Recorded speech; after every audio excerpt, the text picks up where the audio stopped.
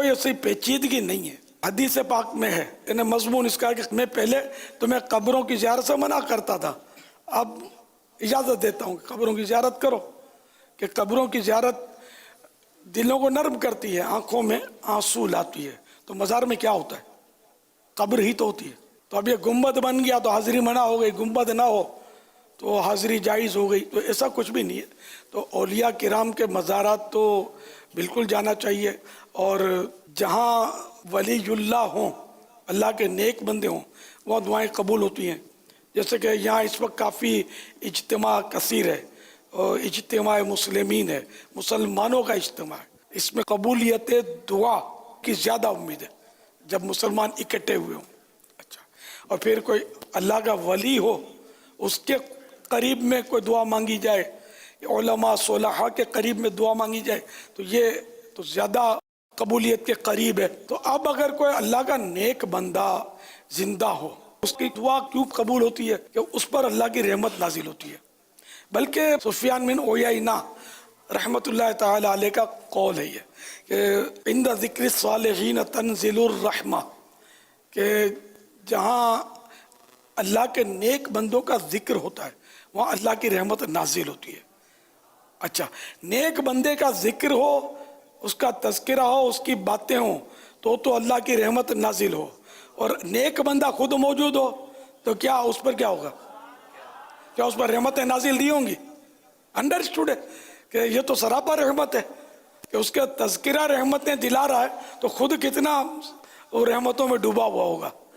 اچھا، اب جو زندہ ہے رحمتوں نازل ہو رہی ہیں، ٹھیک ہے اس پر۔ اچھا، اب دنیا سے چلا گیا تو کہ رحمتیں ہٹ جائیں گی؟ اب تو اجر کا موقع آیا، قبر اجر کا مقام ہے، وہاں تو اجر ملے گا، تو وہاں تو یہی سمجھ میں آتی ہے کہ رحمتیں بڑھ جائیں گی۔ امام ذہبی نے لکھا کہ اب تو رحمتیں بڑھ جائیں گی۔ یعنی یہ لکھا ہے کہ جو سیدنا معروف کرخی رحمۃ اللہ تعالی کی قبر انور ہے، اس کے حوالے سے مختلف کتابوں میں چونکہ یہ ذکر ہے کہ وہاں دعا قبول ہوتی ہے، اس کو تریاق مجرب کہا ہے کہ اہل بغداد اس کی زیارت کرتے ہیں اور وہاں جا کے دعائیں قبول ہوتی ہیں۔ تو اس واقعے کو ذکر کر کے امام ذہبی رحمۃ اللہ تعالی نے لکھا، اس لیے کہ ایسے مقام پر اللہ تبارک و تعالیٰ کی رحمتیں نازل ہوتی ہیں تو وہاں دعا جلدی قبول ہوتی ہے۔ بے شک بے شک۔ تو اس طرح مطلب یہ کہ مزارات جو کہ جہاں اولیاء کرام کے مزارات ہیں وہ رحمتوں میں ڈوبے ہوئے ہیں، تو وہاں جو جائے گا تو وہ تو ذرا محروم کیسے رہے گا؟ کہ بارش ہو رہی ہو، اب آپ چھت کے نیچے آ جائیں گے تو بارش نہیں پڑے گی آپ پر، اگر آپ میدان میں آ جائیں گے جہاں بارش ہو رہی ہے اس جگہ پہ آئیں گے تو بارش آپ پر گرے گی۔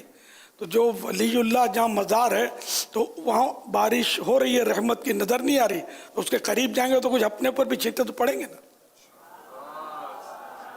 تو یوں ہمیں ذہن اچھا رکھنا چاہیے۔ مدینہ جانا ہے نا سب کو، یار کون انکار کرے گا، سبھی کو جانا ہے۔ تو مدینہ میں کیا ہے؟ میرے محبوب کا مزار ہی تو ہے۔ مین تو یہ لگے میرے آقا وہاں تشریف فرمائے، سبز سبز گنبد کے جلوے دیکھنے کے لیے سبھی تڑپ رہے ہیں، تو پھر پوچھتے ہیں کہ مزار پہ جانا چاہیے کہ نہیں؟ کعبہ شریف کی زیارت سب کا دل کرتا ہے نا، یہ بھی اللہ کی رحمت کا مقام ہے، لیکن کعبہ کسی مزار سے ریلیٹڈ ہے، اس لیے اس کی زیارت کو ہم نہیں جاتے، اللہ کا گھر ہے کعبہ، مگر جس کے صدقے میں کعبہ بنا اس کا مزار شریف مدینے میں ہے، تو وہ کعبے کا کعبہ ہے۔ تو کعبے کی زیارت کی آپ بات کریں اور بولا کعبے کی نہیں، مزار پہ نہیں جائیں گے، ٹھیک ہے مت جاؤ، ہم تو جائیں گے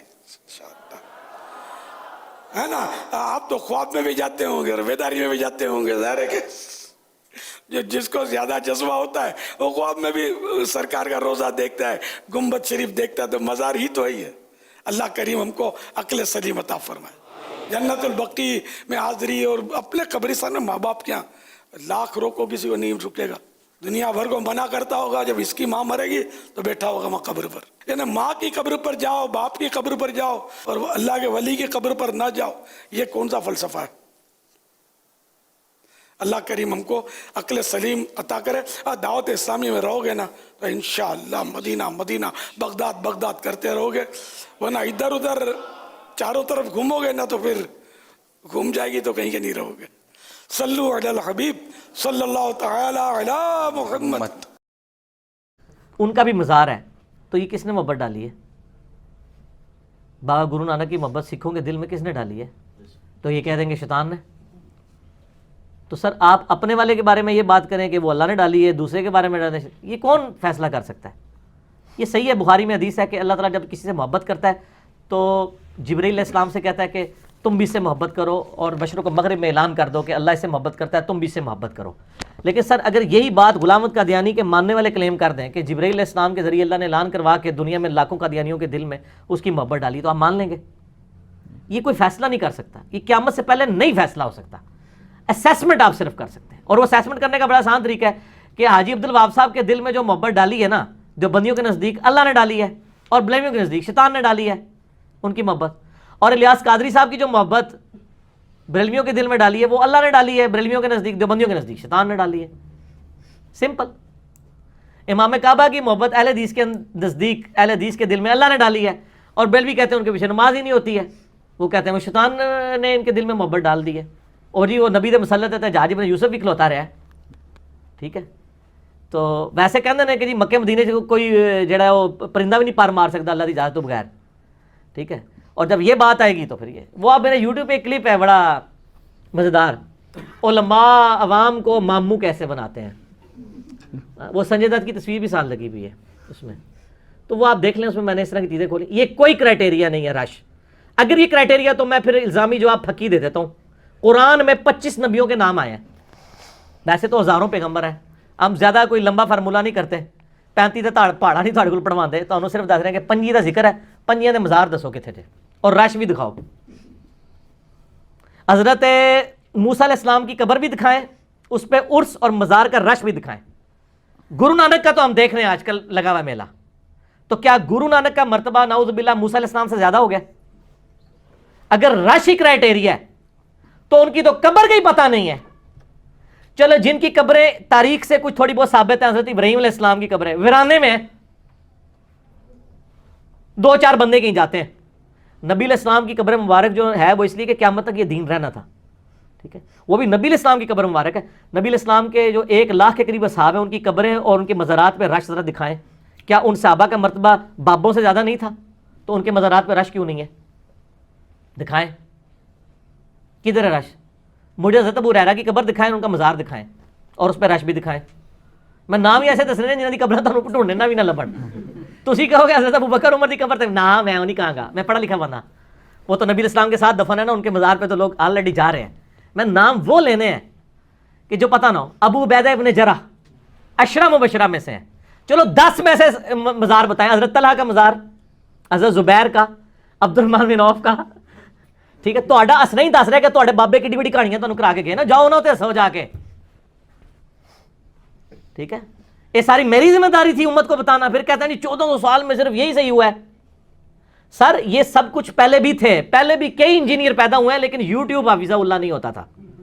वो बेचारे अपने अपने महलों में चीखते हुए मर गए, उनकी आवाज दुनिया तक नहीं पहुंची।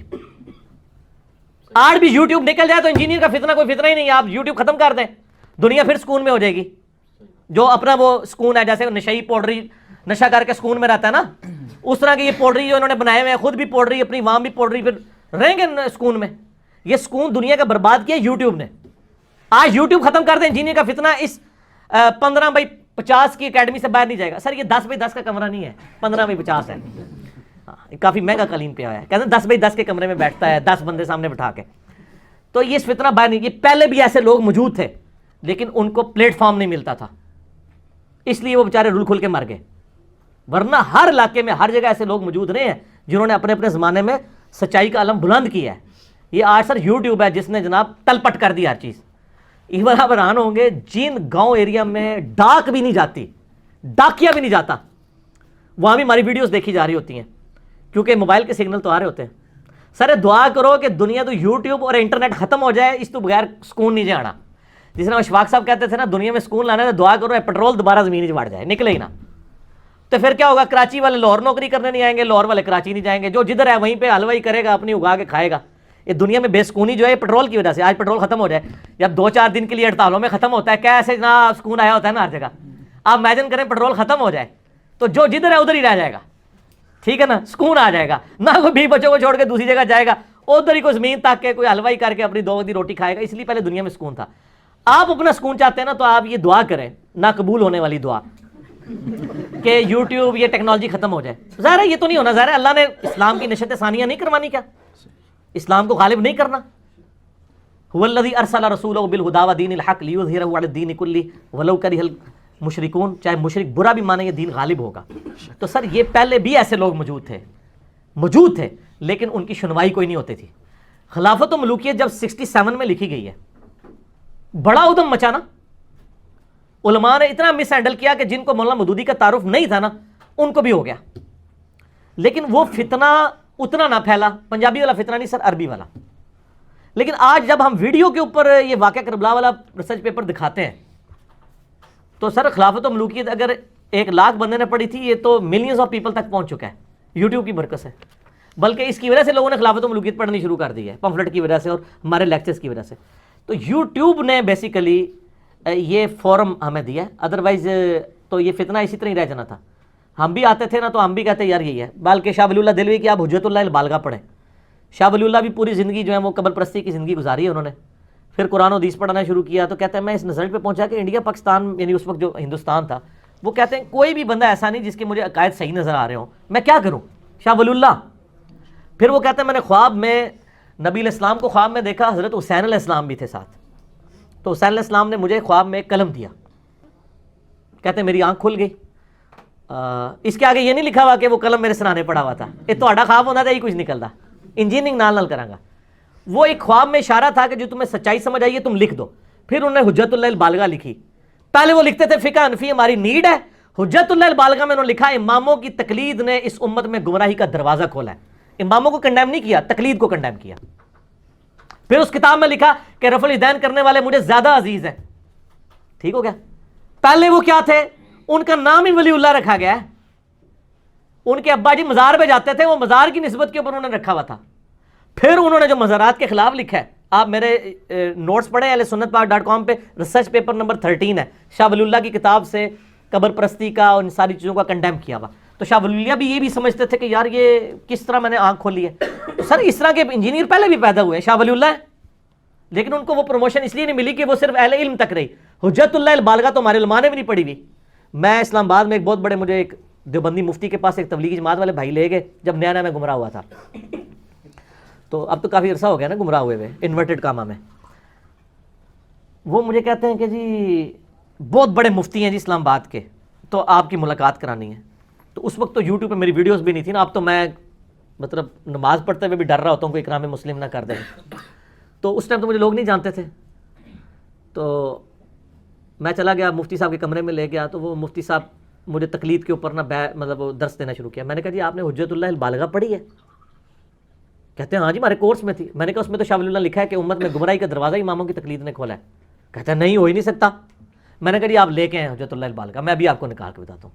دیوبند, بریلوی, اہل حدیث, تینوں کے مولوی جو یہ کہتے ہیں نا ہمارے پاس سند ہے نسل در نسل, فلانے نے فلانے سے ڈگری لی, یہ ساروں کی ڈگری میں شاہ ولی اللہ آتے ہیں. شاہ ولی اللہ نو کھینچ لو نا, جس طرح بلڈنگ دے بنیاد ہی کھینچ لو نا, دھڑال کر کے ڈگ پہ نے ترے. شاہ ولی اللہ کو گمراہ کیسے کہ؟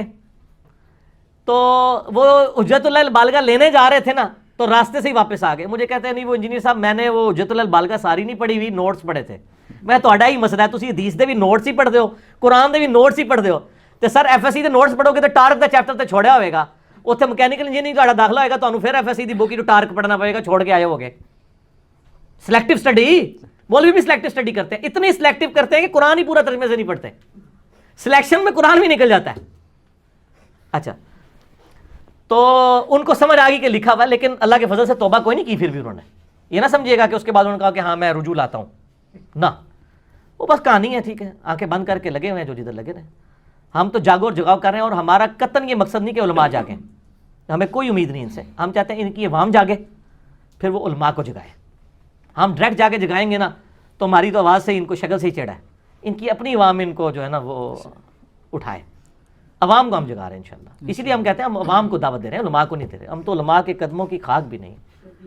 جی ہاں, عوام کی, ہم تو علماء کے قدموں کی خاک بھی نہیں ہے اللہ کے فضل سے.